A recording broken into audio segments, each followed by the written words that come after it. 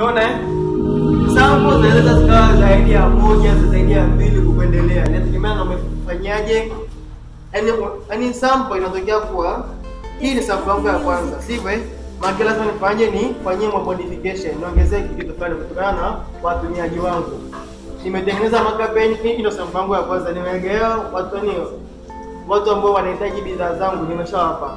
Wakaniambia kuwa jamani Johnson hapa hebu kuongezea hapa nani cha kufuta, sivyo? Maana yake tazani sample nyingine. Hapa tazani cha kufutia. Futa. Labda wataniambia hapana, tatizo shida ni hizi, labda ya rangi tofauti. Labda hapa iwe nyeusi, hapa iwe nyeupe, hapa labda iwe nyekundu, labda iwe rangi fulani, sivyo? Hizo ni sample. Minimum viable product. Paka hapo tupo sawa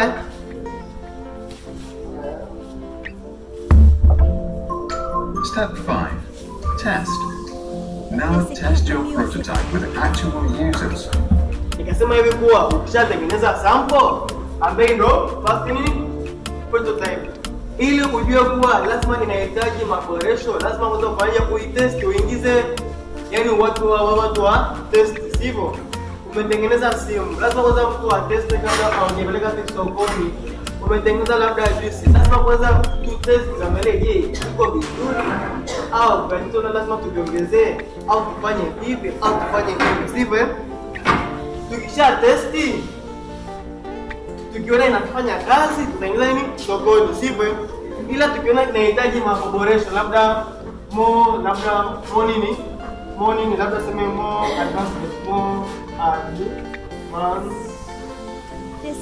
music. Labda huyu ambaye atumia labda amesema jamani hii lazima kuboreshe. Maana yake Tanzania ni prototype nyingine, sivyo? Ambayo nini second prototype au sample. Paka hapo tupo sawa sivyo? Maana yake ili uweze kutengeneza sample nyingine, lazima kwanza uchukue sample yako ya kwanza ulioitengeneza, watu watumie, sivyo? Wakishatumia unachukua feedback zao, nakwambia labda hiyo ongezea kitu fulani, labda hii ingependeza ikiwa kitu fulani, labda ingependeza ikiwa na kitu fulani, sivyo? Ukishachukua mawazo yao, hasa unakuja na prototype nyingine, sample nyingine ambayo ina yale mawazo yao, sivyo? Unawapa tena, wana test. Labda wakisema iko sawa, unaingiza sokoni. Kama haiko sawa, boresha tena, sivyo?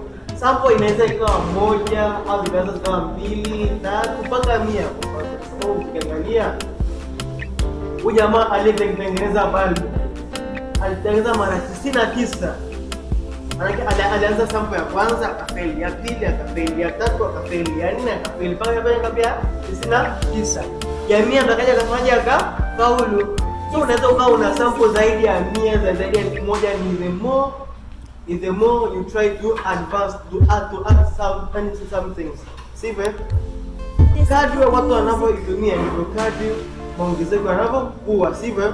Kwa maana kuna zile simu zilikuwa labda ni ndogo, kiswaswadu, labda tu akasema tunataka simu ambayo tunaweza tukaswipe tuingie mtandaoni, sivyo?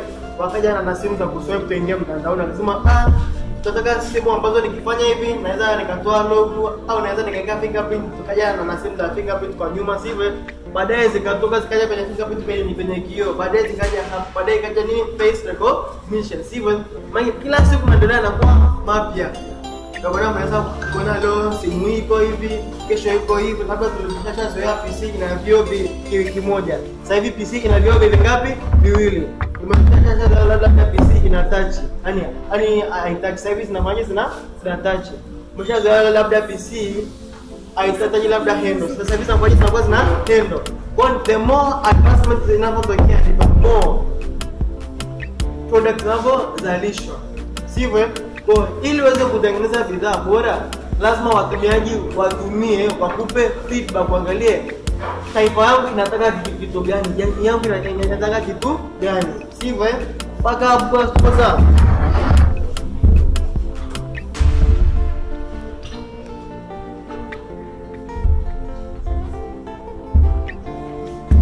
After your analysis, formulate a problem statement.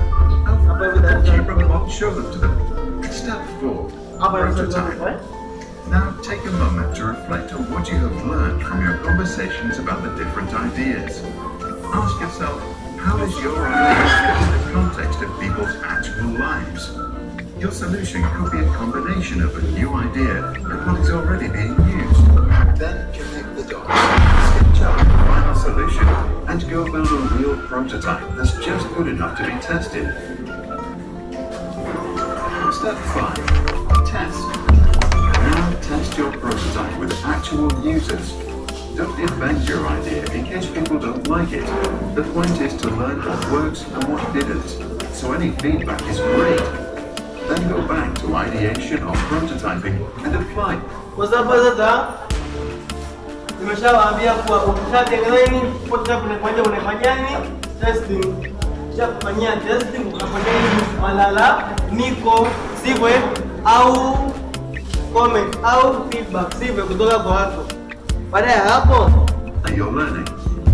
Repeat the process until you have a prototype that works and solves the real. kwa hiyo hata kama ya kwanza ukafanya haijafanikiwa, rudia tena. Tengeneza ya pili umefanya haijafanikiwa, ya tatu tengeneza umefanya haijafanikiwa, kuendelea ya 4, ya 5, ya 6. Hata kama zikifika 100 tengeneza sivyo? Problem. Now you are ready to change the world or open shop.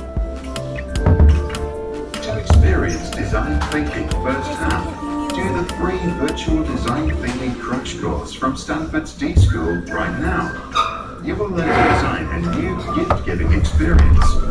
Find the link and a guide for facilitators in the description below. After you are done, share your experience and gift idea in the comments.